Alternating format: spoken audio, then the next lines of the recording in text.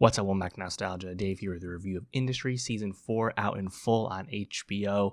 Man, what a season. I have been on the Industry train since the very beginning. I've been very high on every season, and when we know it's coming back around, it's hotly anticipated, and I think Industry continues to slowly build a bigger and bigger audience. It is not a massive hit for HBO still, but it's certainly gotten bigger and gotten more attention. And Industry has always been so exciting for its willingness to change what it's about, and that's certainly continued with Season 4. Whether it's the situations Harper and Yasmin find themselves in, or the broadening scope of the show's genre, Industry Season 4 pushed us to a lot of new ground. I found it absolutely riveting that for the first time this show became a paranoid espionage thriller, in addition to being the high-stakes financial drama that we've already loved. Industry continues to build up its ensemble. Last season it was Rishi, this season it was certainly Sweet Pea, who gets a showcase in episode 5, one of the best episodes of the full season. The show also is very intelligent in how it plays off current events and current culture, ultimately leading to a pretty shocking place with its finale. But man, I just have so much time for this show. I love the characters. I love the performances. I think Myha'la is incredible as Harper. Tony Leung, every single moment as Eric is excellent. Kit Harington doing even more this time as Henry. I just remain completely in awe and thrilled with how far this show has come and how willing Mickey Down and Conrad K are to change what this show is interested in. It's really exciting and it's really cool, and unlike a lot of other prestige drama series. Industry routinely will subvert our expectations in terms of characters and plot progression. I think in this case, the early setup of someone like Rishi, for example, right? Rishi, a character that started off in the background in the early days, right, as is the trader with the quips, with the fast talking one-liners, and then completely exploded into an essential piece. By the time we got to last season, getting his own uncut gems fall from grace, right? Seeing him return in Season 4, obviously welcome because we've grown so attached to that character, and Sagar Radia's performance. The initial setup as Rish, someone who's basically blackballed and expelled from ever being able to become a licensed worker in the finance field again due to everything that happened so tragically the previous season. Seeing him be this kind of undercover operative, getting intel through extra legal means that Harper will then pay for to have an edge in terms of, her work. That was really appealing, really tantalizing, right? And I was expecting maybe Rishi to come back into the fold, right? When early on, when Eric and Harper create Stern Tao out of thin air, basically, they say they don't even have a trader. I was like, oh, surely they'll go get Rishi as their trader, right? They eventually bring Kenny back into the fold at Deutsche Bank as their banker, right? It's like, oh, we're going to get the band back together again. And then the Rishi character becomes even more tragic all over again as we see someone who was just completely unable to pick up the pieces, right? And there's a really shocking end to his story this season, with him literally leaping off the balcony of his own apartment and being arrested and charged with manslaughter and all that. They really take the Rishi character and write it into corners and really challenge you to expect to ever see him again. And he was directly connected to one of the key threads of new characters, of course, will be Charlie Heaton's performance as a Diker, the journalist who's investigating Tender, which, of course, is the really kind of central plot engine of the 4th season of Industry, of course, this, fintech company of Tender. And I think the Diker performance from Heaton, I was not exactly excited to see Heaton cast in the show just because I was never the biggest fan of his on Stranger Things. I actually thought he was one of the weaker elements of the incredibly massive and bloated Stranger Things ensemble. I was never the biggest fan, for whatever reason. But he certainly gave something very different as Diker, right? Someone who's increasingly desperate and motivated, and when things did not go his way, due to his own transgressions and risk-taking, someone who got really frantic. And I think that character having a shocking exit from the season, again, speaks to the Industry's ability to change up what it's doing. But shout out Heaton, who really played a kind of coked-out manic character really well.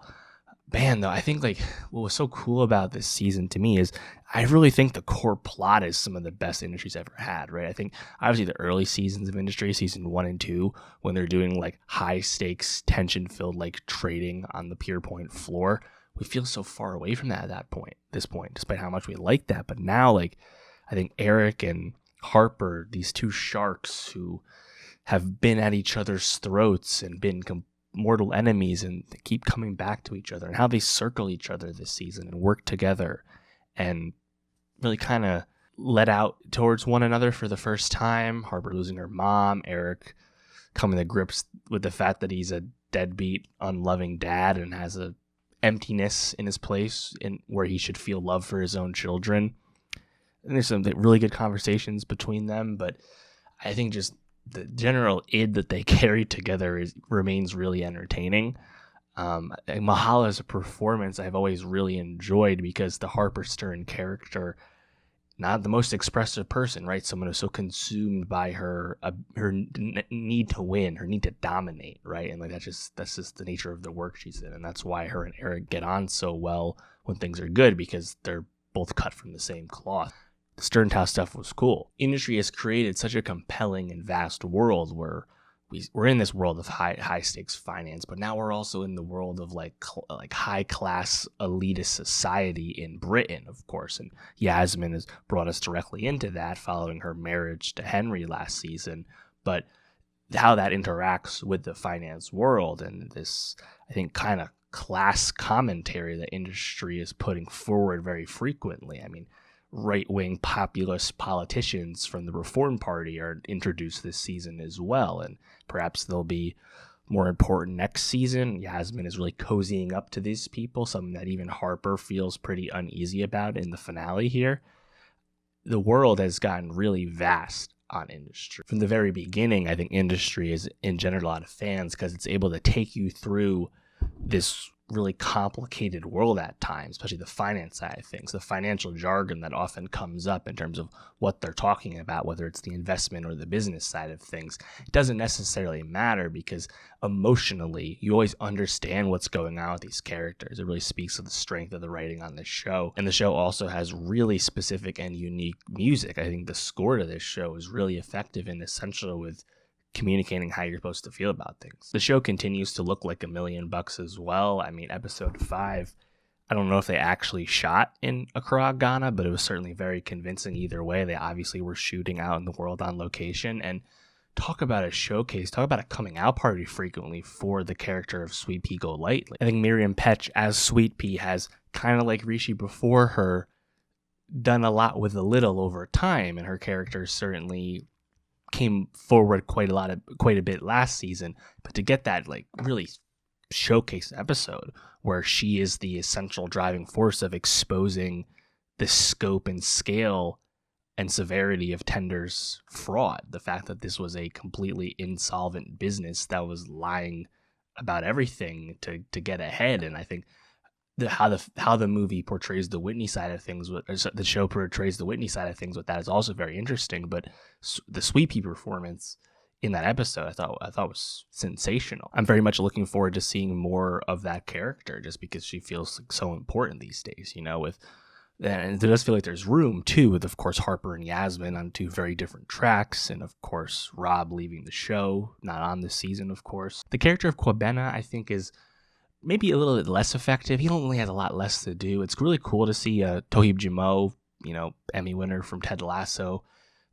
I think this is better material, obviously, than what he did on Ted Lasso. I like this performance. I think his stuff with Harper, it's slight. There's not a ton of it, but I did enjoy it. And frankly, I think there's some really good stuff in the finale between them. I'll be curious if that relationship, that working relationship that also is clearly blurred into personal as well, if that will continue in the next season, because I do think they have some strong conversations, and sometimes those conversations are about the fact that they're not having good conversations. Again, dialing us back into the unknowable, insular nature of how Harper's personal life functions. Just kind of going through some of the episodes. I mean, episode 2, everything with Henry's birthday party and him going out with the ghost of his father. I mean, like, this show portraying like ghosts in such a compelling way, I thought was really, really impressive, right? I mentioned episode 4 with Diker dying, Rishi going to jail once again. Episode 5, amazing. I love the thriller nature. Like, there's a pace, there's a momentum to how we learn about things in this season, and things really come to a full episode 6, Dear Henry, where we learn a lot more about Whitney's misgivings, and Eric gets blackmailed in a really scary way.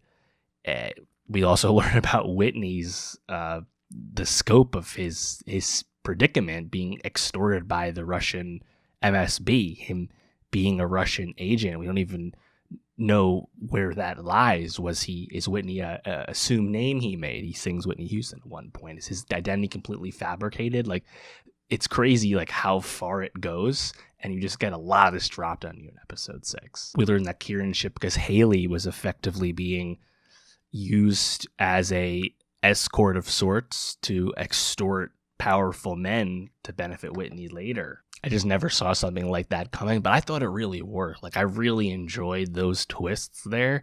And I think, the Whitney character, to us as the viewer, so obviously a snake oil salesman, and you're rooting for Stern Tao's, bare thesis, their short game on Tender to work, right? And because it's industry, you don't have a lot of confidence that necessarily work out for them. The show makes a great deal of pointing out that just because you're correct does not mean the market will support where you're going with things, right? I think that's never lost on the show's POV. But I really had a lot of time for how that plot really spiraled, and we start to briefly see cracks within Whitney, and then Whitney's desperation to escape. And who knows if his character will ever be acknowledged again in next season, but he is able to secret away to Lithuania on this private chartered flight. But Henry rejects him in the end because Henry has such a class identity. And I think he really puts that to Whitney in that private jet where before he gets off, where he says that he'd rather go down as himself than stoop to, Whitney's peasant levels. And the fact that the show is able to speak to the upstairs and the downstairs whenever it wants to, due to all these, powerful rooms we find ourselves in with these characters, again, really just, to me, really speaks of the strength and the richness of this world that the show has put us in. And that kind of leads us to Yasmin, right? Marisa Abela has been great on the show the entire time, an essential figure. Season 4 has really shifted how the season worked, where this was truly the Harper and Yaz show. Everything we were watching was related to one of them for the most part, right? And the post-Pierpoint version of industry, this is where we are. Eric, a supporting figure on the Harper side of the story, et cetera, et cetera.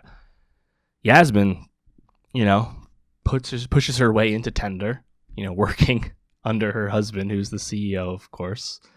And that there's issues there, but Yasmin, the character, always desperate, maybe not, but motivated to find her place, figure out what her deal is, and prove her worth, right? Beyond just her natural beauty and the attraction that holds, but she wants to really have that power, right? And she's married into class, she's married into wealth, that's part of it, but she wants more. And seeing where that goes, seeing her eventually portray Henry and in episode 6, all that aside, I was not expecting what ultimately happened in terms of her quest for power dynamics, where she effectively co-ops the situation that Haley's been involved in and is almost taking over Whitney's schemes in a certain sense of extorting powerful men by recording them in compromised positions sexually, because she's the one sending out all these young women, some of whom might be underage, to do these things. And she gives a speech to Harper about it when Harper kind of susses it out. And her point of view might be compelling, at least to her, but it is also terrifying. And that's what Harper expresses. And it's effectively industry leaning into Epstein commentary, right? Where Yasmin Muck is like a stand-in for Ghislaine Maxwell in a certain sense, that she's low-key pimping out these women who, as far as we know, are consenting to it. That's what we're seeing, but the analog is there, pimping out these women to have some fun with some older men that she could leverage later. Again, did not expect industry to do that, but I think it works, and talk about a wedge between Harper and Yasmin. I'm again fascinated to see like what the show will do next with such a wedge, such a conflict, right?